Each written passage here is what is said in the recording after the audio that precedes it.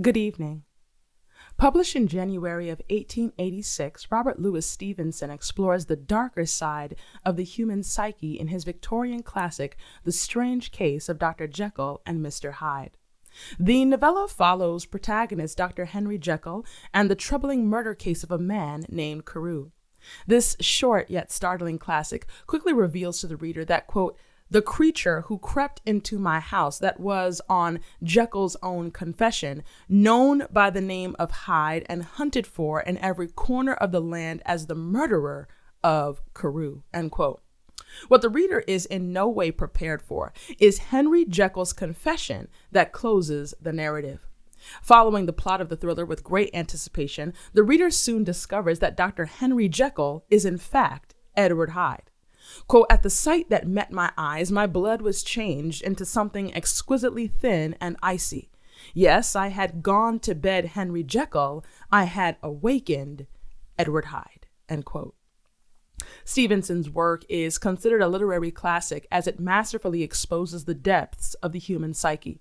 For while we often perceive ourselves one way, rarely do we acknowledge the dark depths we are capable of reaching.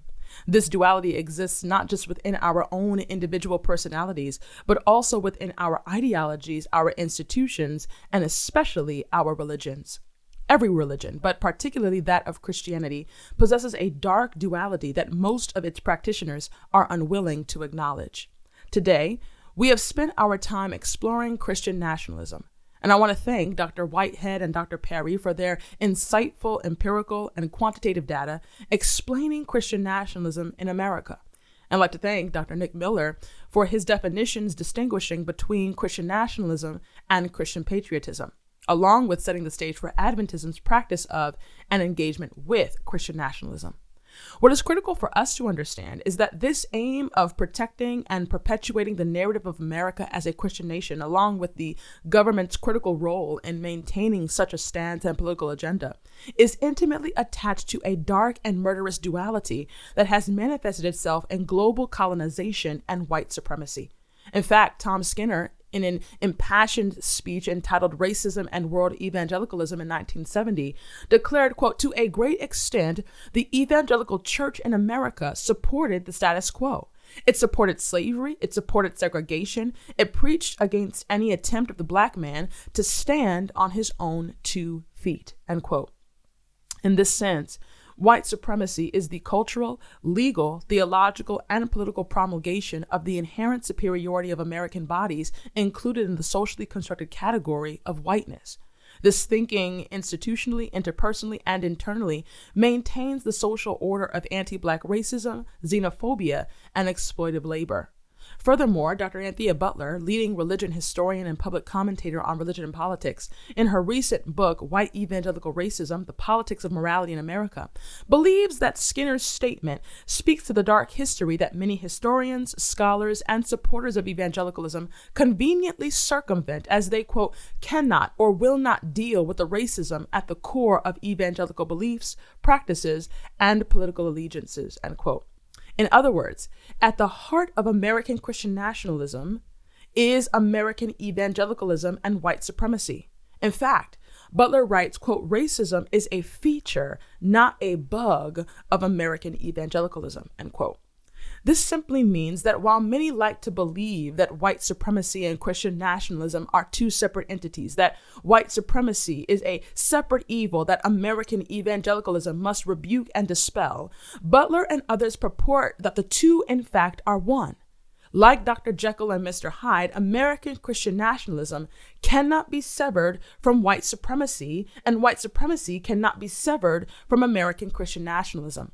I specify with the term American Christian nationalism as I acknowledge the space for nation states around the world to desire an integration of Christian values in their public and political sphere. It is the unique American manifestation of Christian nationalism that possesses deep connections to racism, xenophobia, imperialism, militarism, and exploitative capitalism that springs forth from the lifeblood of American white supremacy. This afternoon, my aim is to briefly reveal to you the evidence necessary to support such a claim. For American Christianity has purported and practiced a dark duality, acting like a lamb and speaking like a dragon, as so eloquently articulated to us from Jeff Rosario, for approximately 500 years. More specifically, what I will reveal is the dark depths the American national psyche has descended to in an effort to practice their unique and duplicitous expression of Christianity. Reflecting on how "In God We Trust" is printed on all U.S. currency, how citizens boldly declare in the Pledge of Allegiance that we are one nation under God, and how founding father and author of the Declaration of Independence, Thomas Jefferson, penned, quote, that we hold these truths to be self-evident, that all men are created equal and are endowed by their Creator with these unalienable rights of life, liberty, and the pursuit of happiness, causing America to possess several references to this Christian God in her constitutional documents. On the surface, it appears that America is a Christian nation. Historians and scholars are challenging this notion, suggesting that America is not a Christian nation, and in fact, it has never been. Instead, they suggest that America is a capitalist nation committed to manipulating Christianity to promote and protect its economic, political, militaristic, and social agendas. One of the first historians to articulate such a belief was Frederick Douglass. In his narrative of the life of Frederick Douglass, this former slave recounts, quote, between the Christianity of this land and the Christianity of Christ, I recognize the widest possible difference. So wide that to receive the one as good, pure, and holy is of necessity to reject the other as bad, corrupt, and wicked. To be the friend of the one is of necessity to be the enemy of the other, end quote. The author continues, declaring with vehement conviction the anecdotal evidence that proves his proposition. Quote, I love the pure, peaceable, and impartial Christianity of Christ. I therefore hate the corrupt, slave-holding, women-whipping, cradle-plundering, partial, and hypocritical Christianity of this land, end quote. Such an experience is not articulated with cursory reflection. In fact, Douglass further illuminates the irreconcilable duality of American Christianity, declaring, quote, we have been men stealers for ministers, women whippers for missionaries, and cradle plunderers for church members. The man who wields the blood-clotted cowskin during the week fills the pulpit on Sunday and claims to be a minister of the meek and lowly Jesus. The man who robs me of my earnings at the end of each week meets me as a class leader on Sunday morning to show me the way of life and the path of salvation. He who sells my sister for purposes of prostitution stands forth as the pious advocate of purity. He who proclaims it a religious duty to read the Bible denies me the right of learning to read the name of the God who made me. The warm defender of the sacredness of the family is the same that scatters whole families, sundering husbands and wives, parents and children, sisters and brothers, leaving the hut vacant and the hearth desolate, end quote. For Douglass, it is not just that the Christianity practiced in America is a poor representation of the Christianity of the Bible, but that the Christianity of this land is the primary vehicle that the American institution of slavery arrived upon, was enforced by, and perpetuated with.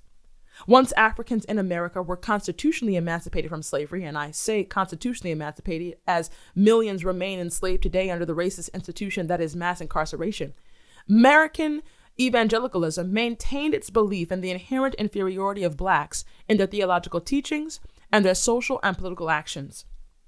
Historian Charles Reagan Wilson calls their post-Civil War efforts the religion of the lost cause.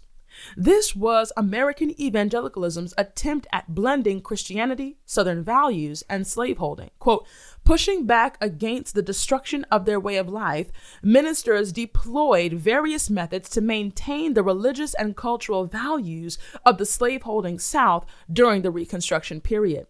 By creating a history where the brutality and suffering of Black people was ignored in favor of promoting Southern life and chivalry, the lost cause essentially turned the states of the former Confederacy into defenders of a noble ideal rather than just violent secessionists that had defied the Union, end quote.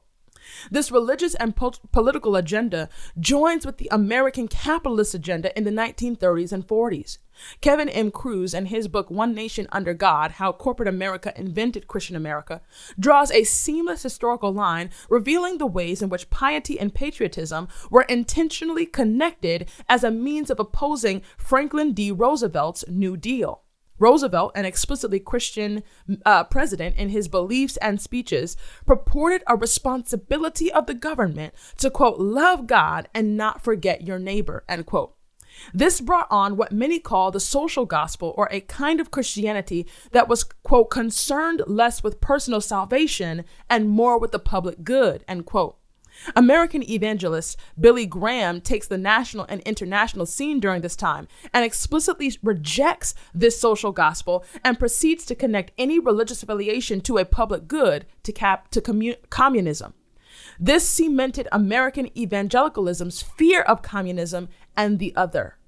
Understanding the connection between Graham's stark rebuke of communism is essential to understanding how he and American evangelicalism come to later reject the civil rights movement, and over the next several decades, any social movement focused on equity and equality, but especially that concerning the races. By connecting communism to public and political social good, and particularly Black social reform, American evangelicalism stoked the fire of racist hatred and perpetuated the interpersonal and institutional manifestations of systemic racism and white supremacy. Quote, the threat of communism fit neatly with the idea of end times that evangelicals believed would bring Jesus Christ back to earth. The threat also was useful in promoting the evangelical idea that individual salvation, rather than collective action, such as socialism or civil rights, would stem social political ideals, including communism. Likening the end times to the communist threat, Graham stressed the dual importance of personal salvation and resistance to communism, end quote. In this way, communism and socialism became synonymous with atheism and Black sociopolitical action. This is why American Christian nationalism always preaches, from the civil rights movement to the current Black Lives Matter movement, that any form of activism that seeks to press America outside of the social order of white supremacy is intimately attached to communism and is labeled as an anti-Christ, anti-Christian movement.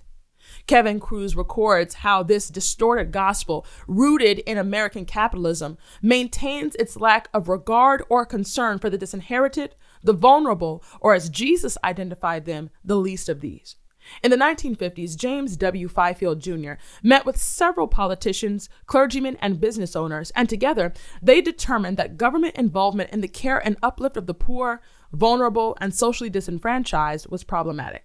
Kruse writes, quote, in a forceful rejection of the public service themes of the social gospel, they argued that the central tenet of Christianity remained the salvation of the individual.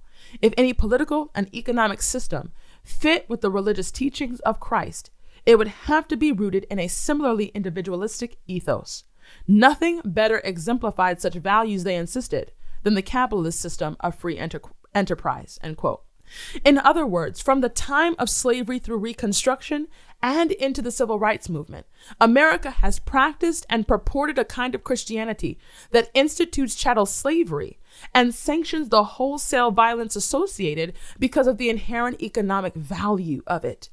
After the constitutional abolition of slavery, America simply reinvents their approach to amassing wealth through exploitation, but continues to justify such through perverted misinterpretations of Christianity and Scripture.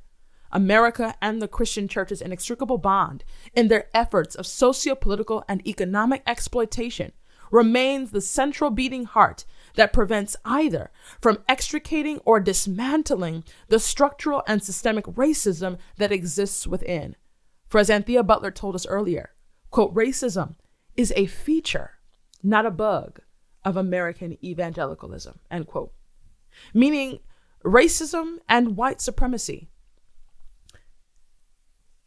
are not an unfortunate minor irritancy to Christian nationalism, but it is instead a central and foundational feature of its character and existence. It is the bloodline that maintains and drags American Christian nationalism down into its dark and evil depths. This historical reality is how Robert P. Jones, in his recent book, White Too Long, The Legacy of White Supremacy in American Christianity, is able to reveal historically and statistically that white American Christians are, in fact, the most racist demographic in the country. This is because white supremacy and racism are central tenets to American evangelical doctrine and Christian practice. This is what allows white Christians to support an openly bigoted president, such as Donald Trump. Regardless of his 2 divorces, 3 marriages, sexual immorality, vulgar language, racist rhetoric, and blatant anti-Black, anti-immigrant, and labor exploitative policies, white American evangelicals not only voted, but excused his clearly problematic and unchristian behavior. Declaring Trump as their president but not their pastor, contemporary white evangelicals did not find the inherent expression of white supremacist rhetoric and the litigation of white supremacist policies as antithetical to their religion or beliefs, because at the core of their belief system are these very ideals. It is American evangelicalism that caused white Christians to go to church on Sunday and make it home in time to lynch a Black man, cut off his genitalia and extremities for souvenirs, and then take photos with the corpse to sell in town as postcards. And it is the same American evangelicalism that justifies the caging of children at the southern border, the privileging of law and order at the imagined threat of Black bodies, and emboldens politicians like Jeff Sessions to quote texts like Romans 13:1, "Let everyone be subject to the governing authorities, for there is no authority except that which God has established. The authorities that exist have been established by God." They articulate these verses to justify every single dark and evil action. This is the truth that we do not wish to accept or acknowledge, that American evangelicalism and Christian nationalism are inextricably linked to white supremacy, and they continually seek to maintain the social order of white superiority and Black and brown subjugation. For it continues to purport in the 21st century that whiteness possesses the divine right and mandate to rule and dominate all others. May we expose and rebuke this Jekyll and Hyde religion. Thank you.